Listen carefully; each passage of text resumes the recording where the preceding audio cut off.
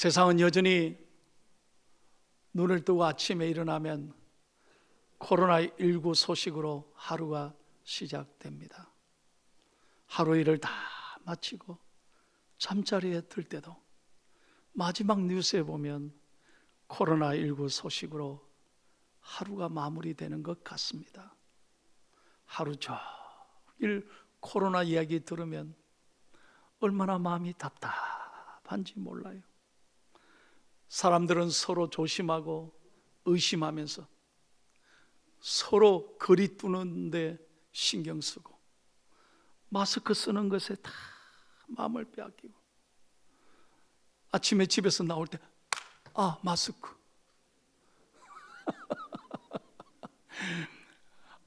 기도해야지 이런 건 없고 마스크 이러고 그저 우리 마음이 마스크에 대해 빼앗기고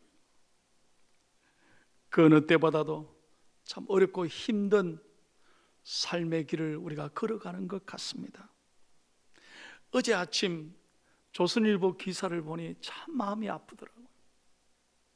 그 기사에는 무슨 내용이 있느냐, 요즘 코로나가 장기화되면서 코로나 블루, 이게 우울증이죠. 코로나로 블루 현상이 심화되면서 요즘은 코로나 레드 현상으로 요즘 사람들이 변화되고 있다.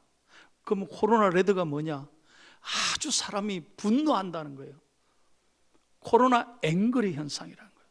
굉장히 조급하고요, 참지 못하고 건드리기만 건드려봐라. 그래서 폭발한다는 거예요. 어제 아침에 뉴스 보니 서울 강동구에 있는 40대 고객이 마트에 물건을 사러 왔다가 그만 마스크를 아마 안 끼고 왔는 모양이에요. 그러니 알바하던 학생이 왜 마스크 안 쓰고 왔냐고 나가시라고 그러니까요, 그냥 이분이 화를 내고 막 폭언을 하고 난동을 부리면 그 물건 다 때리 부셔버리고 김밥을 그 얼굴에 던져버리고 말이죠. 난리가 났는 거예요. 사람들이 느닷없이 짜증을 내고 신경질을 부리고 화를 낸다는 거예요. 그만큼 우리가 요즘 스트레스 충만이라는 거예요. 스트레스 충만. 오늘 찬양대로 생명의 은혜가 충만해야 되는데 요즘 너무 힘드니까 스트레스 충만이라는 거예요.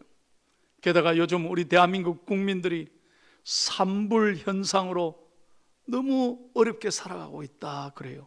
산불이 뭐냐? 불안, 불평, 불만의 시대에 살고 있는 거예요. 굉장히 일리 있는 이야기 같습니다. 결코 우리 힘으로 살아갈 수 없습니다. 하루하루가 지내기가 버겁고 힘이 듭니다.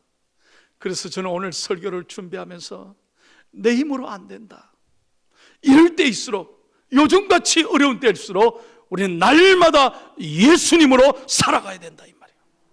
우리 가슴 열고 한번 크게 한번 외칩시다. 날마다 예수. 아멘. 다시 한번 크게 시작. 날마다 예수. 할렐루야. 우린 예수님으로 살아가야 됩니다. 우리 힘으로 못 사는 거예요. 그 어느 때보다도 은혜와 평강이 필요하고 예수님과 함께 살아가야 되는 것입니다. 오늘 8절 말씀을 다 함께 읽겠습니다. 성경에 뭐라고 기록하고 있습니까? 시작. 예수 그리스도는 어제나 오늘이나 영원토록 동일하시느니라. 믿으시면 아멘. 그렇습니다. 이 세상의 모든 건 변하지만 예수님은 어제나 오늘이나 과거나 현재나 미래나 영원토록 우리와 함께 하시고 우리를 사랑하시고 변함없이 우리를 이끌어 가시는 좋으신 아버지 하나님이신 줄로 믿습니다. 여러분, 사람은 다 변해요. 강산도 변하고 요즘 보세요, 인심도 정도 변하는 것 같아요. 얼마 전에 제가 서울에서요, 장로님 한 분을 만났어요. 그 장로님은 제가 미국 가기 전에 인사를 드렸는데 약 20몇 년 만에 저를 만났어요. 얼마나 반가운지 뭐예요.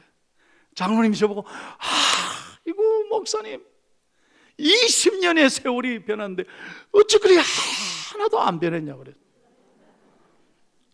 허블나게 기분이 좋더라고.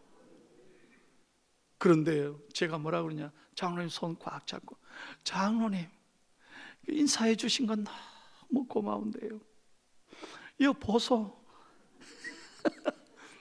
저도 흰머리 이제 많이 나고요, 얼굴에 주름도 많이 생기고요, 쓸개도 하나 없고요, 눈은 노안이고. 그렇습니까? 저요, 설교할 때 안경 쓰고요, 운전할 때 안경 쓰고요, 게다가 저 내일 모레 60입니다. 아유, 목사님 똑같은데요. 아니에요. 다 변하는 거예요. 영원한 것 아무것도 없어요. 그러나 여러분, 날마다 예수님은 영원하고 동일하신 하나님이신 줄로 믿습니다. 그러면 날마다 예수라는 말이 무슨 의미가 있느냐? 세 가지 중요한 영적 교훈이 있어요. 이걸 꼭 마음에 새기고 살아가야 돼요. 1번을 다 같이 읽습니다. 날마다 예수가 뭐냐? 시작. 날마다 예수님을 닮는다는 것입니다. 여러분에게 정말 정직하게 묻고 싶어요. 여러분, 하나님 앞에서 답해 보세요. 여러분들은 정말 예수님을 닮아가고 계십니까? 한번 하나님 앞에 답해 보세요. 수십 년 교회 다녔는데 예수님의 말씨, 예수님의 생각, 예수님의 마음, 예수님의 순종, 예수님의 인격, 우리가 좀 닮아야 되지 않아요? 적어도 우리가 부족한 사람 냄새가 아니라 예수님 냄새가 좀 나야 되지 않을까요? 작은 예수로 좀 살아가야 되지 않을까요? 교회는 수십 년 다니고 하나님이 사랑하셔서 이 귀한 직분까지 주셨는데, 이야, 저는 예수님 닮지 못한다면 하나님의 마음이 얼마나 아플까? 저는 깊이 생각해 봅니다.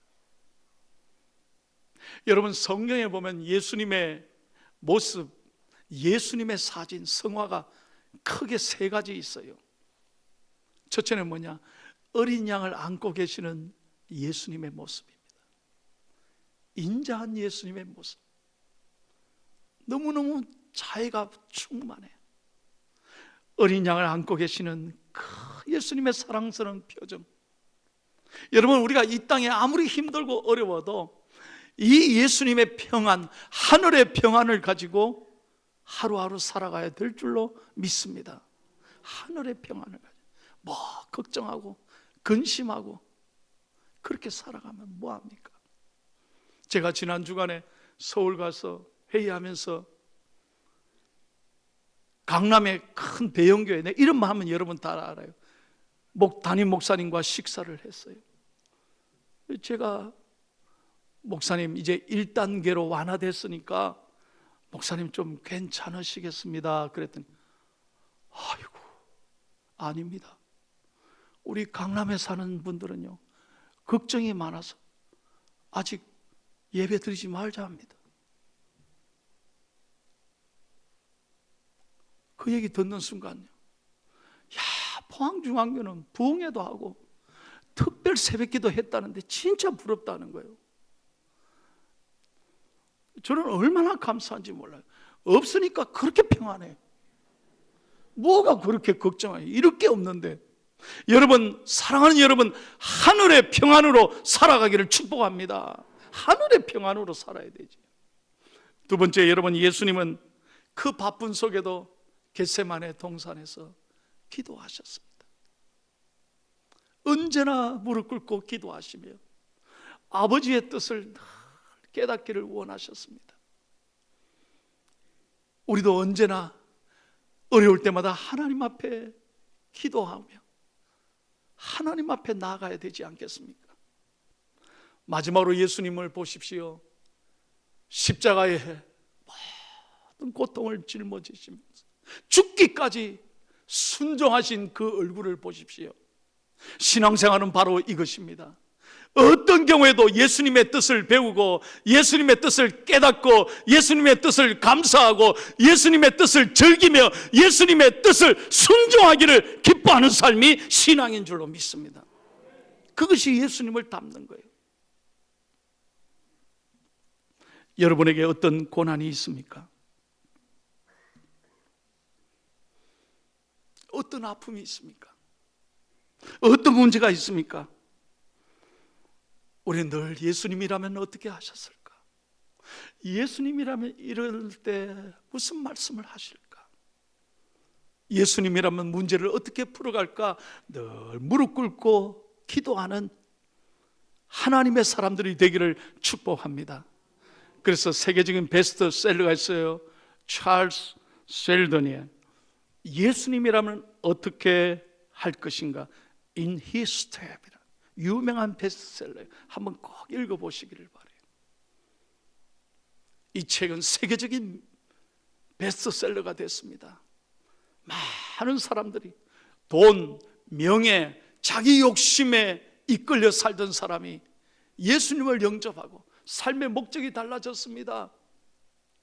삶의 기쁨이 달랐습니다. 무엇을 하기 전에 예수님이라면 어떻게 하셨을까? 다시 한번 내려놓고 기도할 때 바로 그런 자세가 예수님을 닮아간다는 거예요. 오늘 우리 중앙회 성도들이 무슨 일을 할 때마다 예수님께 묻고 예수님의 뜻을 구하고 예수님의 뜻을 즐기면서 예수님의 뜻에 순종하는 하나님의 사람들이 다 되시기를 예수님의 이름으로 축원합니다. 두 번째입니다. 날마다 예수가 무슨 말인가? 다 같이 읽겠습니다. 시작. 여러분 오늘 다 잊어버려도 이 말씀만은 꼭 기억하고 가십시오. 한번 따라합시다. 날마다 예수님이 나와 함께 하십니다. 믿으시면 아멘. 다시 한번 믿으시면 아멘. 이게 신앙입니다. 머리로 아는 게 중요한 게 아니에요. 가슴으로 확신하고 그 사실에 여러분 가슴이 뛰고 감격하고 여러분의 삶에 용기와 희망이 충만하기를 바랍니다.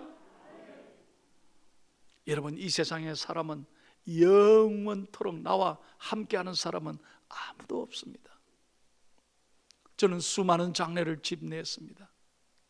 자식들이 통곡합니다. 우리 아버지 어머니가 이렇게 가실 줄 알았다면, 이렇게 가시는 것을 하면서 가슴 아파합니다. 부모님은 기다려주지 않습니다. 그렇게 떠나시더라고요. 그래서 자식들은 슬퍼요. 졸지에 사랑하는 남편을 먼저 천국으로 떠나보내고 부인이 슬퍼합니다. 100년 가약 맺어놓고 자기 먼저 갔다고 슬퍼합니다. 100년 가약? 그게 내 마음대로 됩니까? 하나님이 부르시면 다 갈 수밖에 없는데 여러분 누가 함께 갈 수 있어요? 아무리 사랑하는 부부도 부모 자녀 간에도 함께 갈 수 없는 거예요. 세상 떠난 아내의 하관식에서 어떤 남편이 통곡하며 울더라고요. 바보같이 저 먼저 혼자 가면 어떡하냐고. 얼마나 비통하고 얼마나 슬퍼하는지 몰라요. 그래서 저도 위로한다고 혼났어요. 얼마나 부부 사이가 좋았으면 저렇게 울까 그랬는데 1년 만에 새 장가 가더라고요. 아이고 참. 여러분 믿을 게 아니에요. 제가 봤다니까요.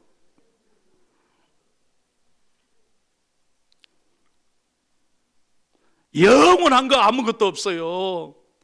결코 사람에게 여러분 의지하지 마세요.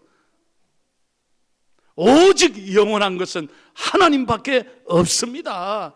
이것이 믿음이에요. 그래서 하나님만이 나와 함께 하신다는 거예요. 여러분 이 세상에 고난 없는 사람이 어디 있습니까?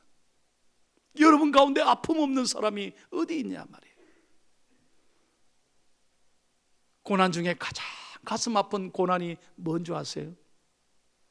고난 중에 제일 힘든 고난, 지금 내가 겪고 있는 고난이에요. 내가 겪고 있는 이 고난이 제일 힘들어요. 어떻게 이 고난을 이깁니까? 어떻게 이 아픔을 이길 수 있습니까? 절대로 내 힘은 안 됩니다. 오직 예수님이 함께 하시면 이길 수 있는 거예요.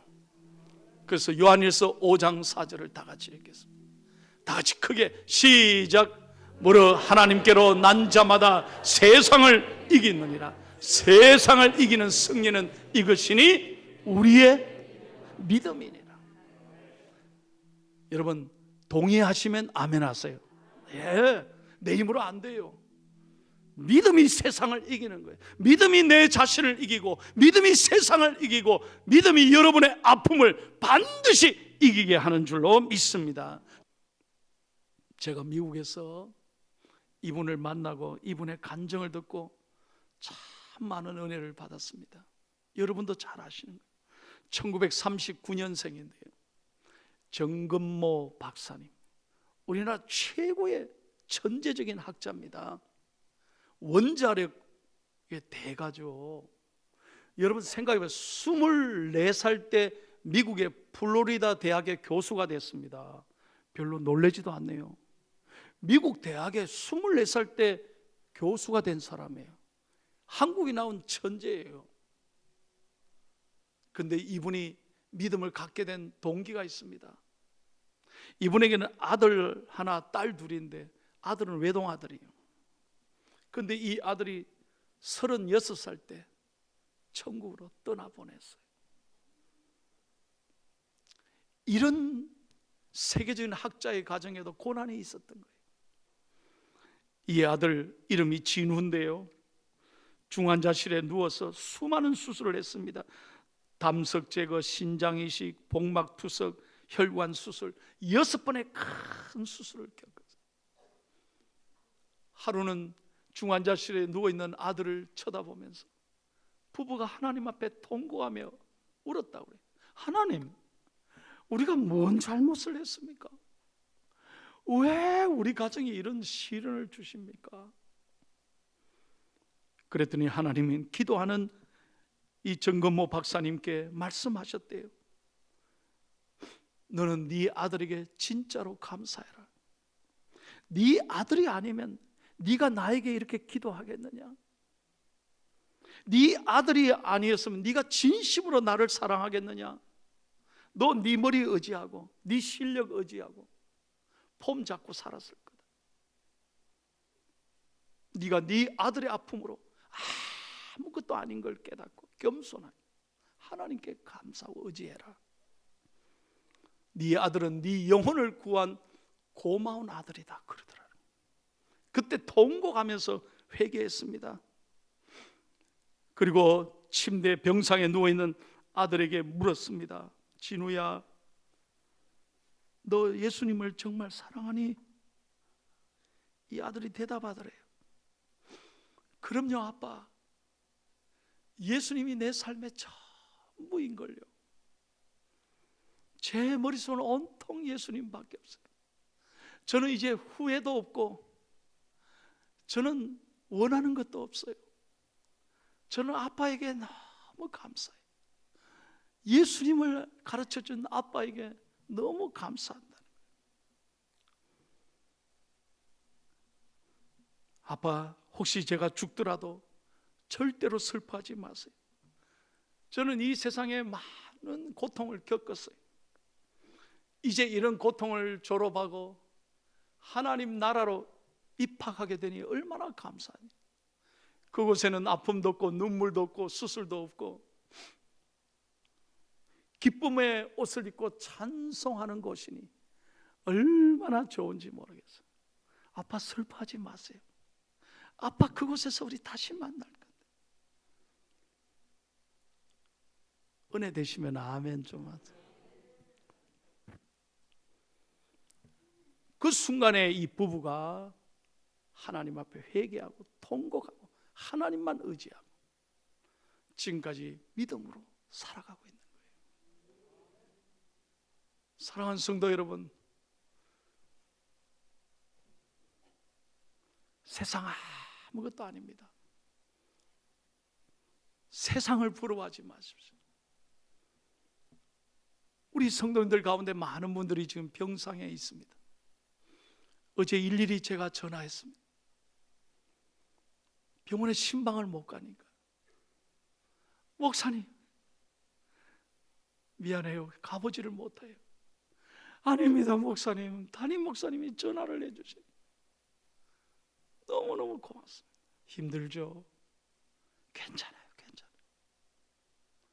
목사님 감사해요, 믿음으로 살겠습니다. 그래요, 하나님이 반드시 함께 하셔서 반드시 이기게 하시고 오늘의 이 아픔을 간증으로 바꾸어 주실 줄로 믿습니다. 할렐루야. 이게 믿음인 거예요. 날마다 예수, 날마다 하나님이 나와 함께하는 걸 확신하고 살아가는 저와 여러분이 되기를 축복합니다. 세 번째, 마지막 말씀 읽고 마칩시다. 날마다 예수가 뭔가요? 시작. 예, 이제는 주님을 위해 사는 거예요. 가슴 열고 다 같이 크게 외칩시다. 주님을 위해. 믿으시면 아멘. 여러분, 지금까지 우리는 누군가를 위해 살았습니다. 부모님을 위해 살고, 아내를, 남편을 위해 살고, 가족을 위해 살고, 자식들을 위해 열심히 살아왔습니다. 사업을 위해, 직장을 위해서, 돈벌이를 위해 최선을 다해왔습니다. 여러분, 그것이 과연 여러분에게 기쁨을 주드는가요? 그것에 진정한 영생의 축복이 있던가요?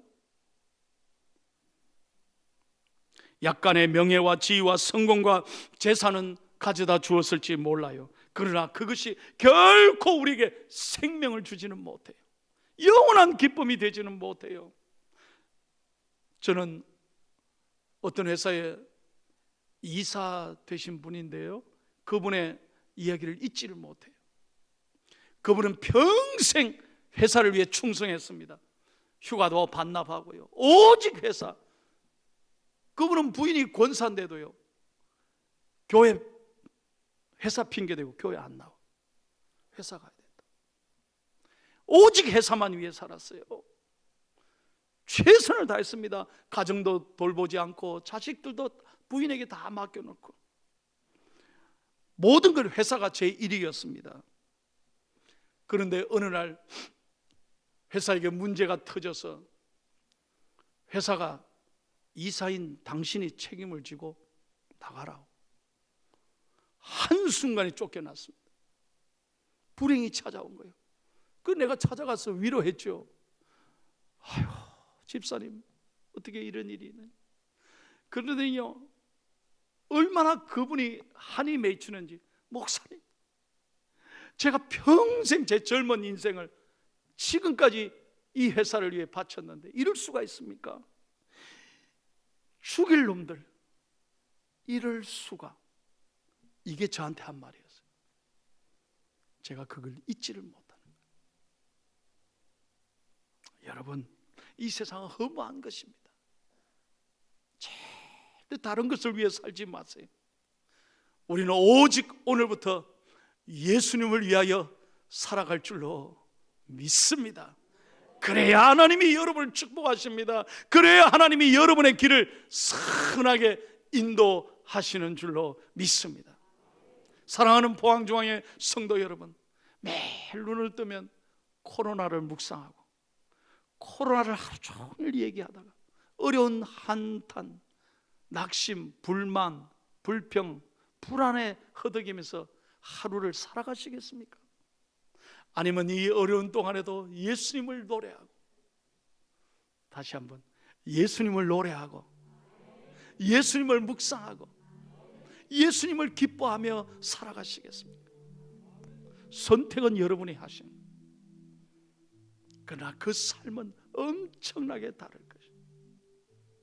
저는 말씀을 준비하면서 우리 포항중앙의 성도님들은 날마다 예수로 살아가기를 축복합니다. 그리고 믿음으로 하나님 앞에 감사하고 어떤 경우에도 용기와 희망을 잃지 않고 주님을 즐거워하는 하나님의 사람들이 되기를 축복합니다.